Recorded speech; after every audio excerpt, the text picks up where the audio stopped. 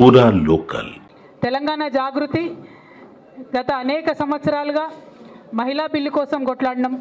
మహిళా reservation bill దేశవ్యాప్తంగా pass అవ్వడంలో ప్రత్యేకమైనటువంటి పాత్రను పోషించడం జరిగింది.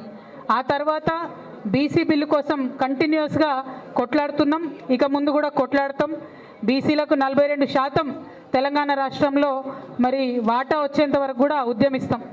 అదేవిధంగా తెలంగాణ జాగృతి మొదటి నుండి ఇప్పటి వరకు కూడా యువమిత్రులను, సాహితీ మిత్రులను, తెలంగాణ వాదాన్ని ముందుకు తీసుకుపోయేటటువంటి ప్రతి ఒక్క వ్యక్తిని కూడా వారి నాయకత్వాన్ని ఎంకరేజ్ చేస్తూ మరి ముందుకు రావడం జరిగింది.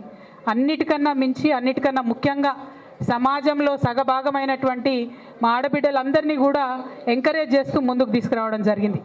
మరి ఇవాళ మనం చేసినటువంటి పోరాటాలన్నీ కూడా ఫలితం వచ్చేటటువంటి రోజు వచ్చింది. అంటే మహిళా బిల్లు పాస్ అయింది. వచ్చేటటువంటి అసెంబ్లీ పార్లమెంట్ ఎన్నికలలో మరి 33% మనకు మహిళా అభ్యర్థులు కావాల్సి వస్తుంది. ఇవాళ డీలిమిటేషన్ వస్తుంది. అంటే తెలంగాణలో ఎమ్మెల్యే సీట్లు మరి 153కు పెరుగుతాయి. ఎంపీ సీట్లు మరి దేశవ్యాప్తంగా విభజన అయితే అది కూడా పెరిగేటటువంటి ఆస్కారం ఉంటుంది. అదేవిధంగా ఎంతోమంది యువమిత్రులు యూత్ పాలిటిక్స్లోకి రావాలని చెప్పి జాగృతి ఇదివరకు కూడా అనేకమైన కార్యక్రమాలు చేసింది.